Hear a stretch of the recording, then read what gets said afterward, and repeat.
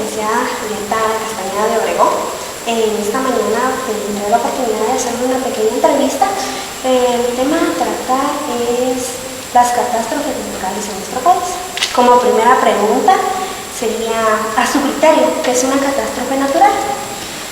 Muy bien, primero que nada, buenos días a todos. Una catástrofe natural es precisamente algún daño que ocurre en un determinado lugar provocado por algún fenómeno natural. Es decir, existen muchos fenómenos, ¿verdad? Y dependiendo de su intensidad pueden provocar daños en la población, en vivienda, en el paisaje incluso de las naciones. Otra pregunta, de todas las catástrofes naturales que ha sufrido nuestro país, ¿cuál cree usted que es la que ha afectado más?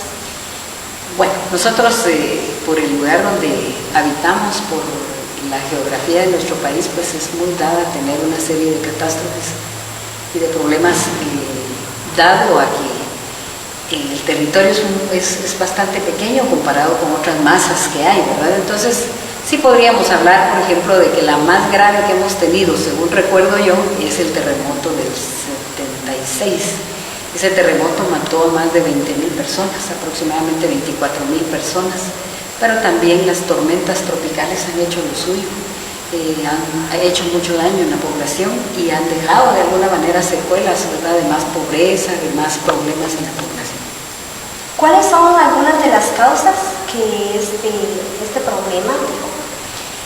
Las causas es precisamente lo que provoca el fenómeno, ¿verdad? En este caso, las causas por las que nuestro pueblo padece es la pobreza extrema, el tipo de construcciones, construir a las orillas de los ríos, ¿verdad? Y la causa que produce, por ejemplo, los terremotos es que nosotros vivimos en una zona bastante sísmica porque Guatemala pues está atravesada por varias fallas y aparte de eso tenemos fallas en ambos océanos y entonces somos muy susceptibles de tener ese tipo de problemas. ¿Qué piensas sobre los aportes que los científicos han hecho para la prevención de las catástrofes naturales? Bueno, los científicos se dedican precisamente a investigar por qué se dan estos fenómenos. De hecho, ya los conocemos y ya sabemos que son tan naturales que no podemos dejar de vivir con ellos.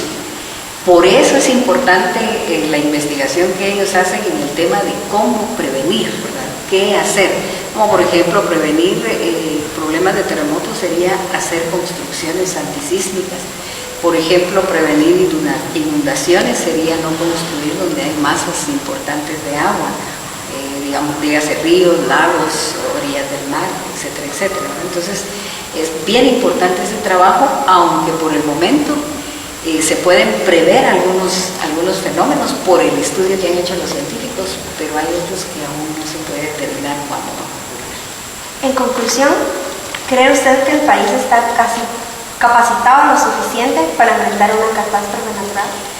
La historia nos ha mostrado que no estamos en capacidad, no tenemos ni la infraestructura para poder abrigar a todas aquellas personas que en algún momento hay que apoyar en albergues o darles de comer, porque también somos testigos de que siempre la televisión y la radio hace recolecta de productos para poder apoyar, porque el gobierno no tiene la capacidad de hacerlo. Es decir, con red, pues sí, está pendiente de los fenómenos, avisan qué tipo de alertas tenemos, el INSIMUME apoya de alguna manera, pero ya reaccionar ante una catástrofe, eso es lo que ya no podemos. ¿Usted nos podría comentar alguna experiencia que ha tenido de alguna catástrofe natural?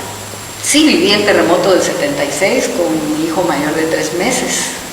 Tuvimos que dormir fuera nuestra casa no se cayó, no se dañó, pero sí la iglesia de la colonia donde vivíamos, la pared del vecino.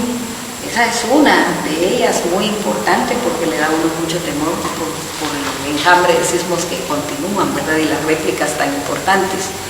También vivimos la tormenta Stan.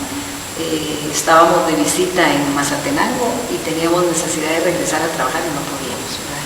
No pudimos pasar porque en Amatitlán se perdió la carretera, es decir, se suspendía la carretera y los ríos que pues antes pasábamos en vehículo, ¿verdad?, sobre el río, ya era imposible pasarlo. Entonces pues sí, altera, pero Posterior a eso, por la especialidad que yo manejo, después de una tormenta el cielo está purificado.